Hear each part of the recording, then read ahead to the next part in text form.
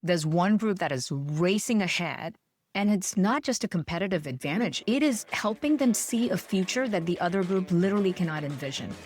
They were deeply curious, they were extremely humble, and they were brave enough to let go of whatever power and status and titles that they have claimed and be a beginner again.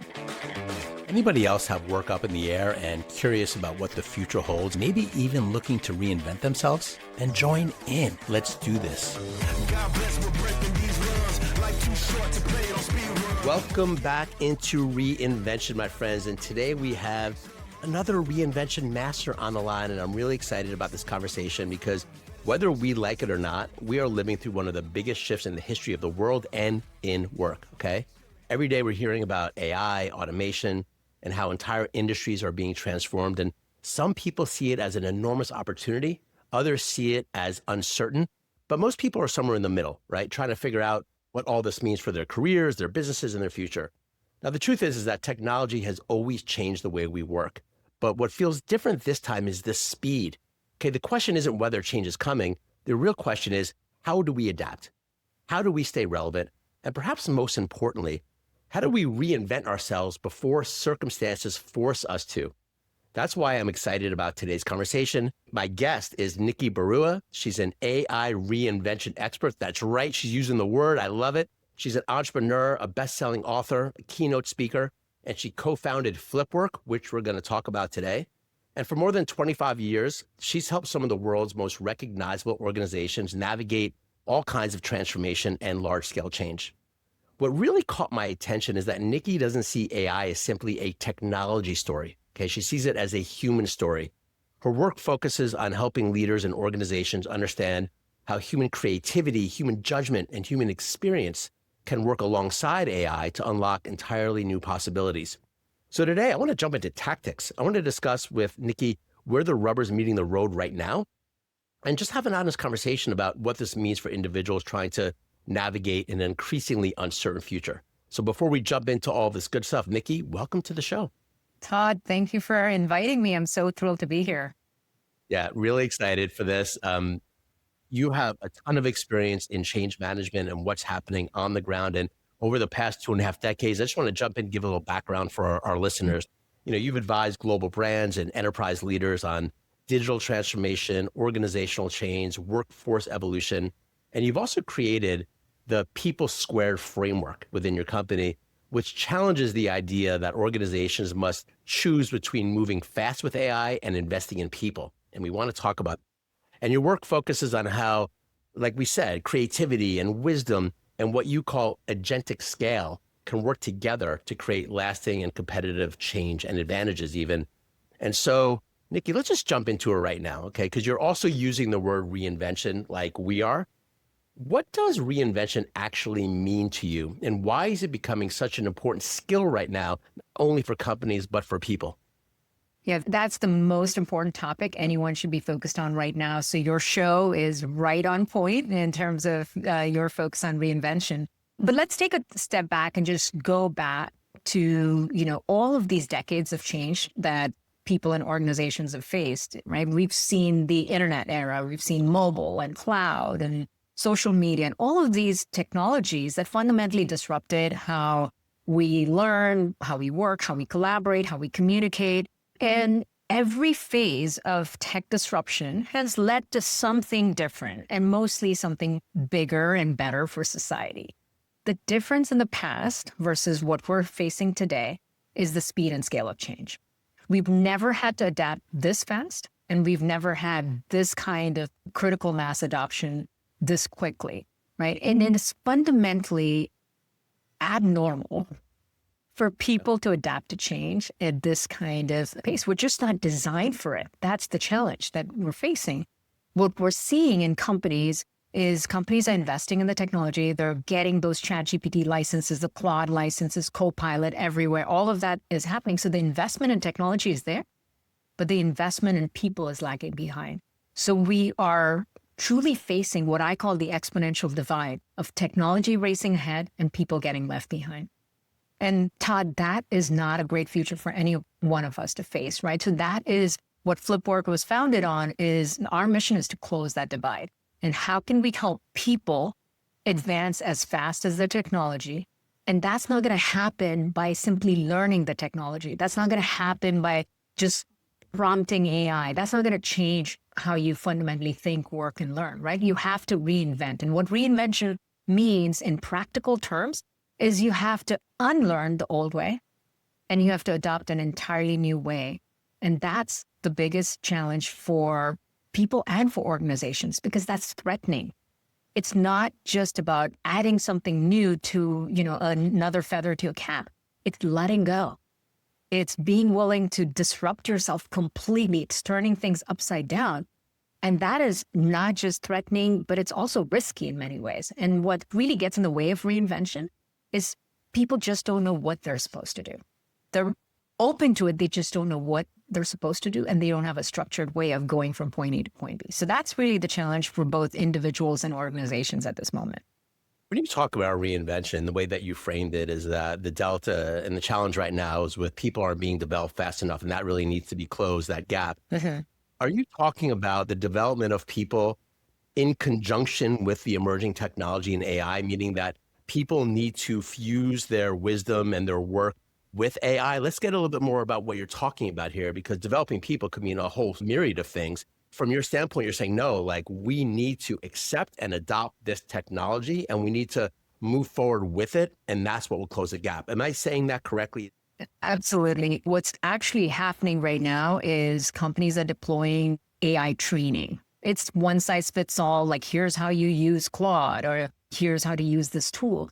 All of that training emphasizes the technology and it does nothing to change how someone thinks, how they work, how they've been operating on autopilot for years, the skills that they've learned, the experience that they've developed. The right way to do this is thinking of it as co-evolution. How can humans and machines co-evolve in the same direction together where we complement each other, where you have to be willing to let go of the things that you might have done for years and you were very good at, but now there's no way for you to compete with the machine. AI is going to do it faster, better, cheaper than you can even comprehend. Let it go. Let AI do that. And then focus on the things that a machine can never replace, that only humans can do. Your creativity, your relationship skills, the judgment from years of being in the front lines, the context that you have about your business, your industry, or your customers. Those are the things that only you have. It's earned experience, it's earned trust. That kind of thing is what you want to double down on.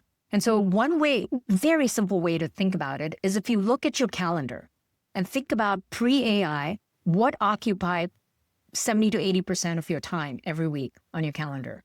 And is that truly irreplaceable?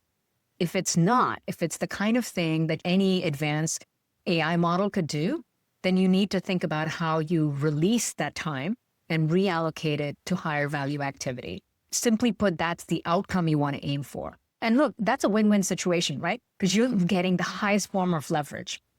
And you're also making yourself truly irreplaceable and truly valuable because you're doing the thing that only you are designed to do. You're operating in your zone of genius and you're getting the leverage of the machine. And that's what we call people squared. It's, people plus machines amplifying the best of each other. And with that, you become exponentially more capable and truly irreplaceable. I heard you say something interesting in one of your interviews that people aren't afraid of AI. You have some data around this. They're more afraid of reinvention, or the way that I hold it is they're afraid of change, just changing the way that they operate in the world and not the technology itself. Is that correct? Did you say something to that? And what does that actually mean in terms of what's the best way forward? Yeah, look, there's a media narrative that's been going on about how people are anti-AI, they're afraid of AI, and they're afraid AI is going to take over their jobs.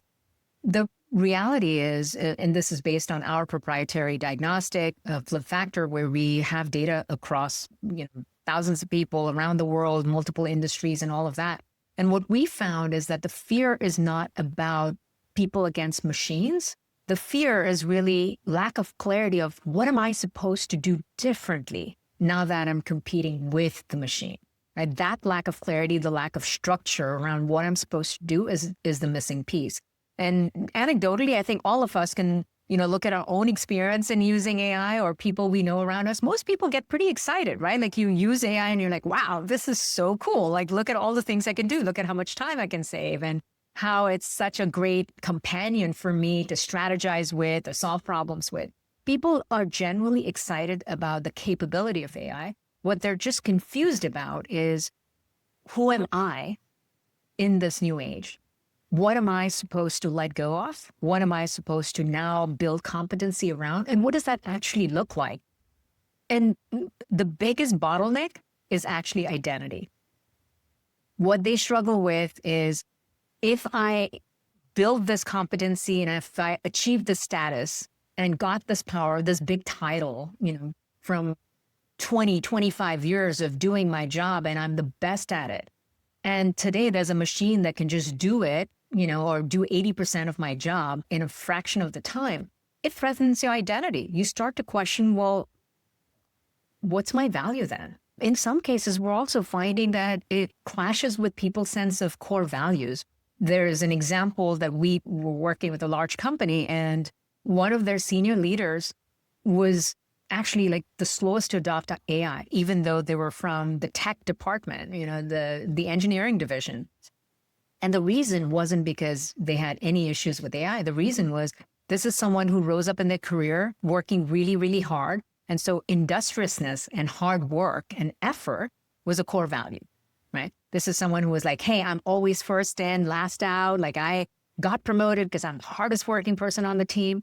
Well, now when I use AI, I feel like I'm cheating. So I'm not going to use it because it clashes with my core values. Now, those are things that are genuinely human problems. It's got nothing to do with the tool. It's got nothing to do with infinite intelligence. It is entirely a human problem to solve. So the challenge that every leader and every organization needs to focus on right now is, how do you even discover where your people are? What are those hidden bottlenecks that are not visible to you?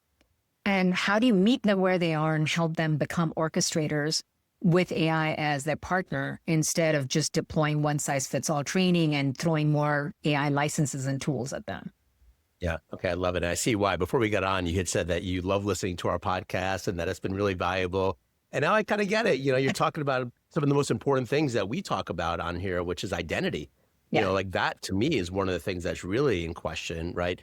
Whether you're working at a company right now that is going through a lot of change, or you're looking out into the future and perhaps looking for some form of transition, or just looking for a variety of ways to kind of create a secure and safe future for yourself.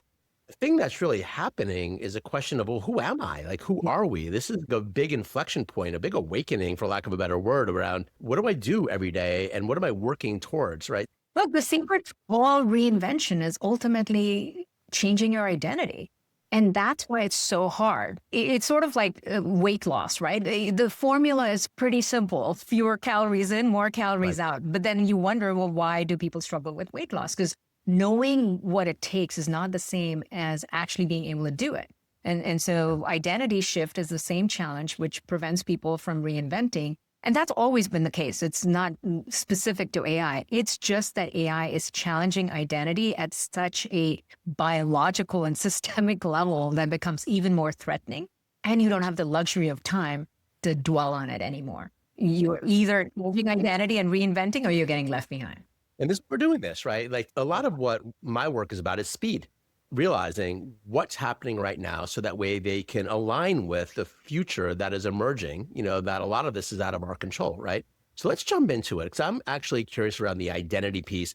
In the work that you do, how do you even begin to navigate that deeper question when you're working with companies and they don't want to talk about like individual identity per se, right? But this is just what's being confronted right now. So what are the most important tenets for you in terms of helping individuals really face their identity questions and then navigate a process to actually get to the other side where they can feel good about themselves in the future? Talk to me about what your process is like on that. Yeah, so simply put, the way we think about it is, for organizations to transform, they can't reinvent until the teams reinvent. Teams have to fundamentally change how they work. And teams can't change how they work until the individuals within those teams are willing to shed past beliefs, behaviors, and mindsets and adopt a new way of working. So our entire philosophy around organizational transformation begins with individual transformation, and we ladder up from there. The individual changes, teams change, and therefore the business and company changes. And so in that process, we start with the diagnostic where everyone in the company takes that diagnostic, and that allows us to identify, is the gap between the environment in which they operate, or is the gap in the individual's own readiness? And we map that against 4 different archetypes. And those archetypes then give us a window into understanding what is their profile, what is their likely behavior, and what kind of support do they need in order to reinvent themselves. From the diagnostic, we take them through an 8-week sprint. And during that time, they go through a very personalized experience on our platform. So we call it Flipwork OS. It's sort of the operating system for upgrading humans alongside the upgrading of the technology. And so in Flipwork OS, they are essentially the diagnostic personalizes the entire reinvention journey. So every single person gets a completely personalized experience instead of one size fits all. And it takes them through a step-by-step reinvention process, starting with identifying what identity are they latching onto. Because a lot of people, if you ask them, well, what is your identity? Can you define your identity? They can't name it. They might give you their title or the functional area that they have expertise in to say, oh, I'm a VP of marketing. Well, that's great. What does that actually mean in terms of the identity, right? Like maybe you take pride in being, someone who's very methodical or someone who is very creative, whatever that might be. We first get them to name that identity and identify which parts of it are resourceful and which parts of it are unresourceful in the AI age. And then take them through a systematic process of shedding that, identifying their zone of genius that alongside AI actually becomes even more valuable in the market, and then taking them through a process of not only learning the technology, but building with it. And here's why the building part matters. For senior leaders, the higher up, as you keep rising up in your career, what you're doing is essentially going further away from execution. You get paid to make decisions. You get paid to have accountability and ownership over high stakes environments. AI is not something you can truly develop intuition around by reading a brief about it. You gotta build. There is no other way around it. It's kind of like, would you really want to, go into the surgery room if your surgeon has read a whole bunch of medical textbooks but never actually operated? Senior leaders are facing that dilemma right now, which they can speak very fluently about AI and its implications and the right strategic transformation, but many of them have never actually built with it. And so during this 8-week sprint, they're learning about themselves, they're learning about the technology, they're building with it, but they're also discovering how the combination of their own unique zone of genius alongside the power of AI actually amplifies and creates this agentic scale. And in that period, what we find is it's the doing that shifts the identity. It's not just knowing the identity and knowing what it needs to be. It's the doing that gives the evidence and the belief that gets set in. And then they start to see that, oh, I can see how shifting, letting go of the old identity, adopting a new identity is actually more valuable. I'm seeing the results. And within an 8-week process, we find that on average, they release about 40% of their capacity weekly. Like imagine having 40% more time every week. And then they redeploy that toward higher value things that machines can do. They also see team innovation go up. And so they start to get these like really hard metrics within just 8-week period. And that starts to seal the new identity more and more. And so that's kind of the process we take them through. And we found that hands down, the biggest difference, the shift that happens really comes down to the doing. Fascinating. You're like reshaping humans, right? Like within corporate environments, from an individual level that then gets together in teams, that then gets together into the larger organization, right? And it's very interesting the way that you're doing it. And I know there's a focus on the actual doing and the building and using the tools. But I just have to ask, what do you see as some of the qualities of the people that come out of your program and the people who are best set to win the future right now? What are they doing? Obviously, they're fully adopting and they're building with. What other qualities are you seeing emerge from this program and others that are just, they're doing it right? These people are set up to be successful no matter what happens. Talk to me about some of these values.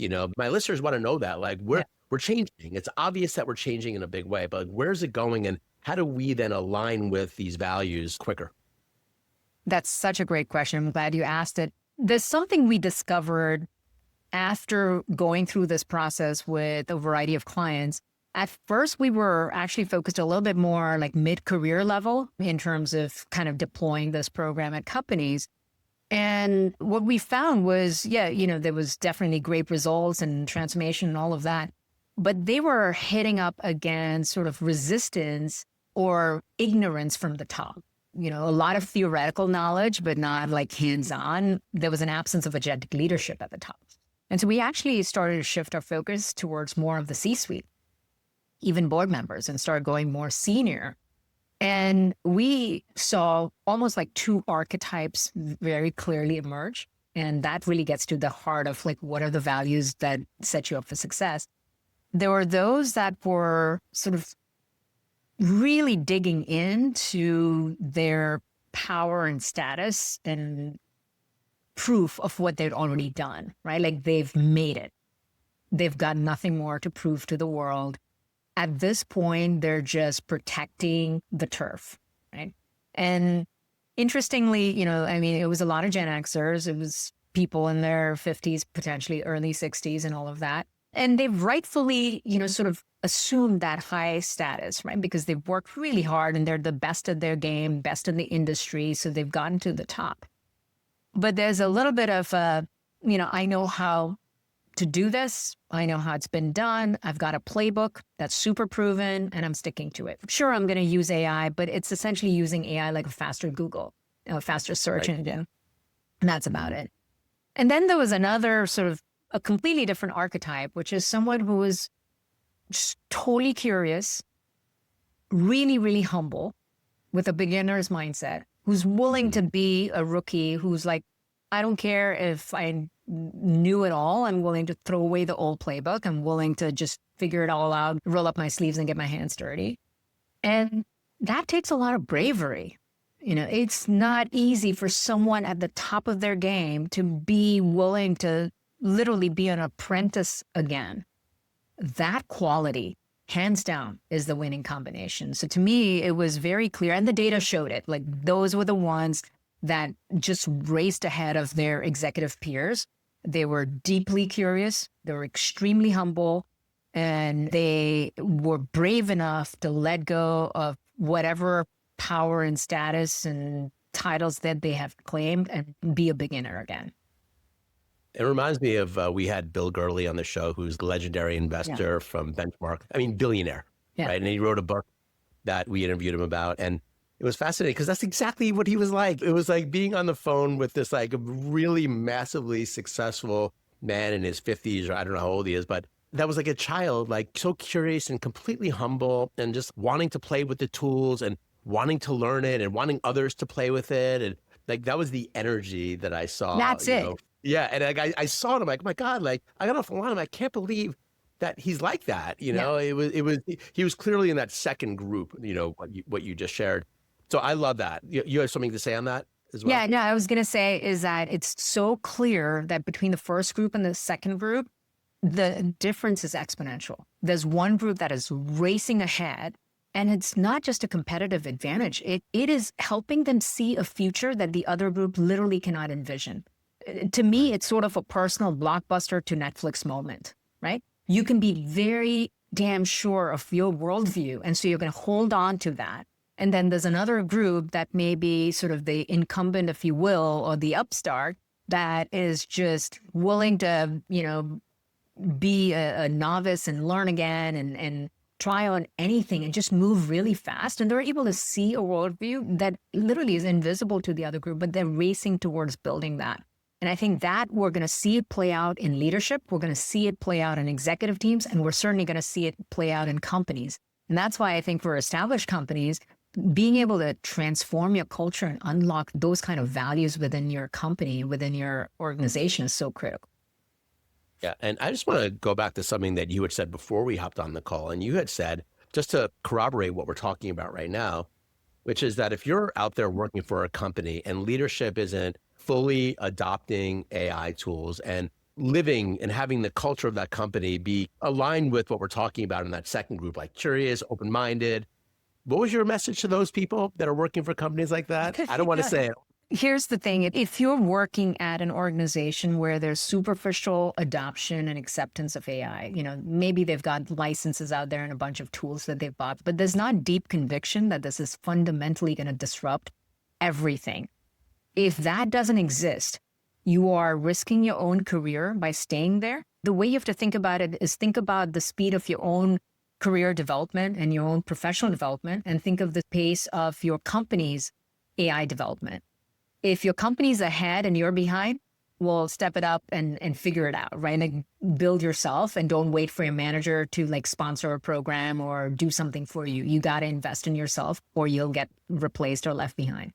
If you are ahead and your company's behind, this is an area where you really have to think hard of, do you want to keep investing your own career and your own market value in this? Because it's dangerous at the speed at which things are changing. The longer you stay in an environment where the environment is obsolete, you're risking yourself because everybody else is likely to move further ahead. And as much as we've valued loyalty and long-term growth in the same environment, this is a time where something massively disruptive is happening.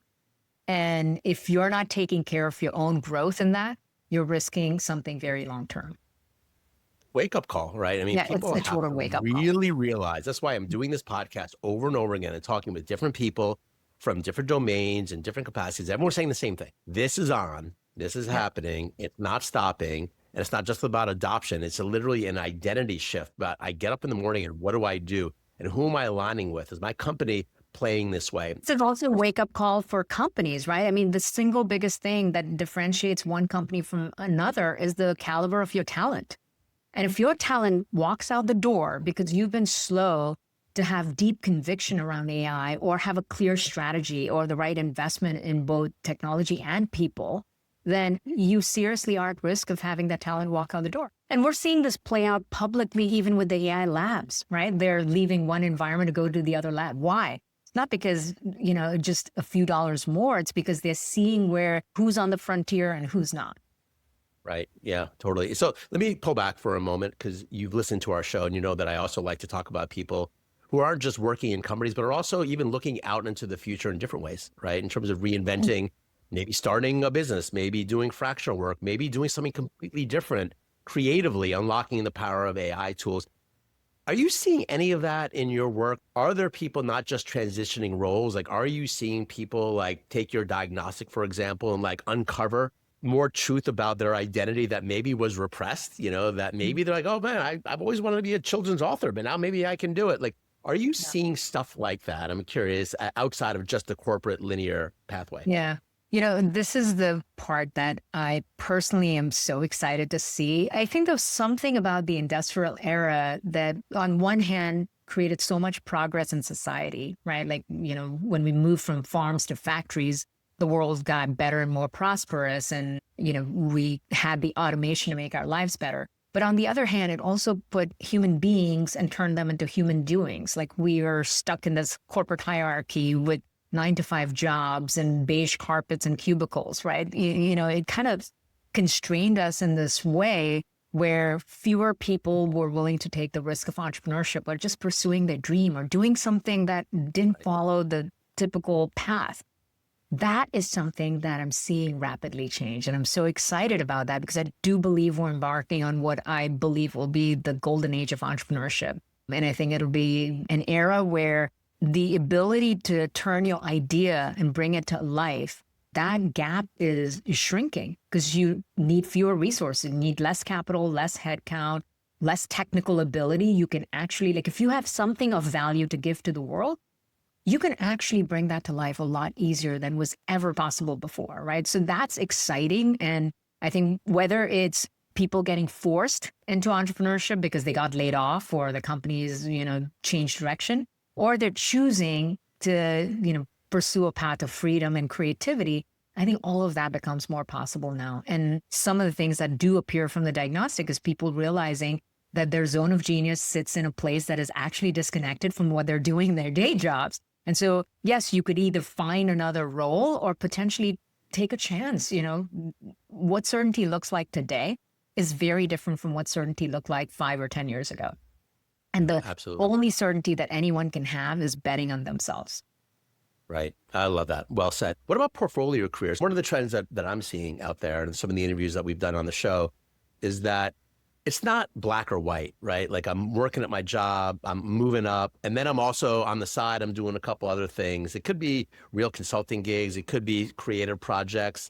I think that this is a time where all this in play, especially when you do a diagnostic like yours. And I'm actually curious, we'll get to this later, but I'm curious if that diagnostic is available for individuals, outside of just corporate clients. It is actually, like we just recently opened it up for anyone to take it and it's free. So if you go to Flipwork, you can take the individual diagnostic and get your personalized report. You'll actually get like a 15-page report that helps you understand a lot about yourself and what to do.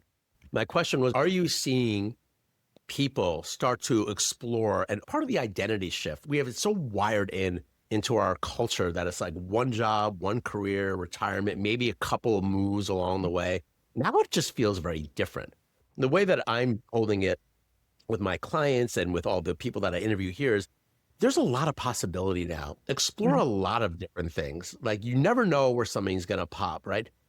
I'm curious what you're finding in your work, in your diagnostic. Are people able to accept that identity change of it's not just one career, it could be a whole slew of things and possibilities. And that might be my best way to create long-term security. Yeah. Are you seeing that at all?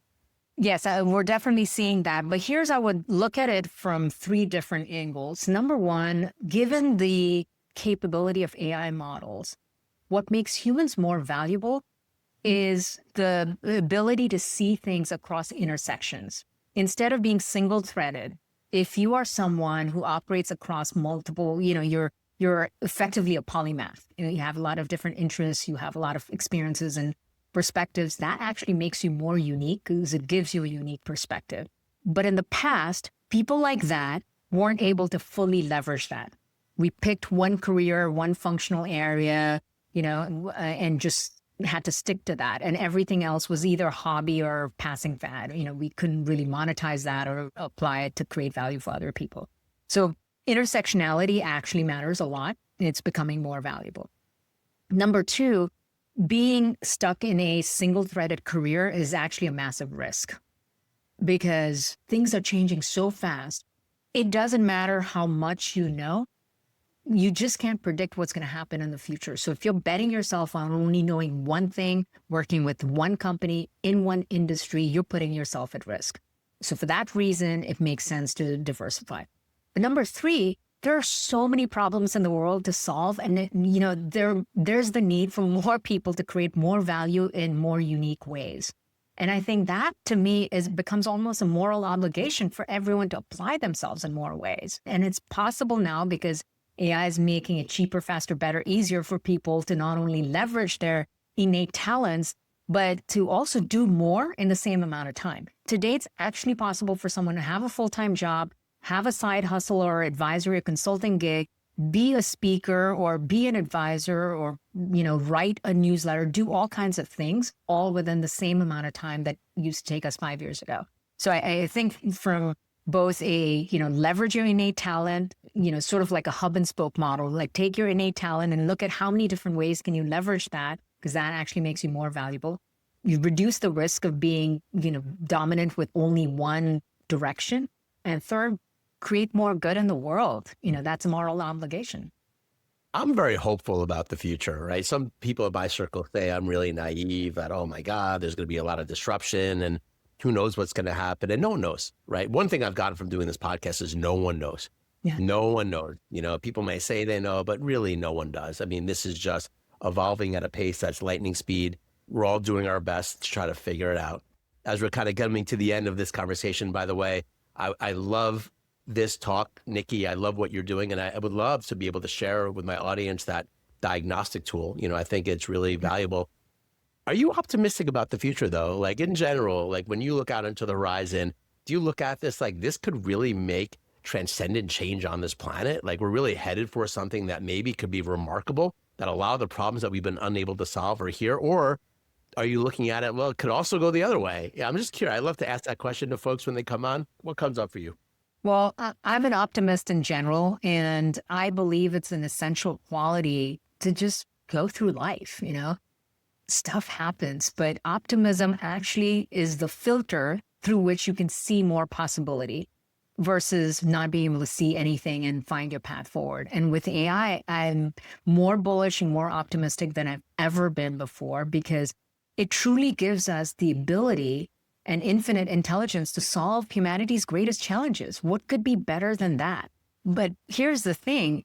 I don't see it as, even in the doomsday prophecy of like AI is going to supersede human intelligence and, some dystopian future where we have AI overlords. I don't think that's the risk. I think the real risk is AI has tremendous power, and bad actors among us are likely to misuse us and misuse the technology. Therefore, governance and guardrails and policy matter to protect that. But that's natural in any new technology. We always see that, right? Like any new technology, you have tremendous upside, and then you've got some downsides to deal with, and that takes time to figure out. Now, the path from where we are today to getting to this utopian future is going to have some dips, because every dislocation has an impact in the short term. There will be job losses. There will be small businesses that don't survive. There will be, pricing pressure and profit impact and all of those things.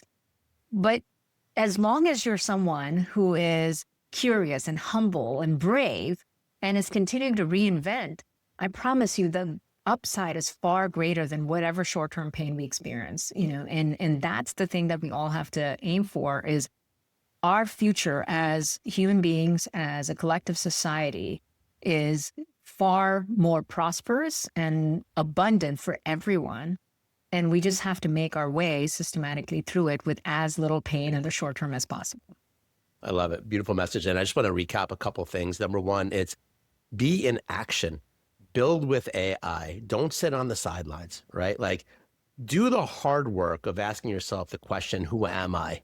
What is my identity? What could it be going forward? I talk a lot about on this podcast about the value of getting clarity, of creating a vision for yourself, of breaking through the limitations that we've established for ourselves mentally and emotionally, so that way we can dream big again, and like just staying in that lane as much as we can. And like when I get on the call with you, it just brings me back that hope, right? There's so many of us out there that are seeing the possibilities of real positive change.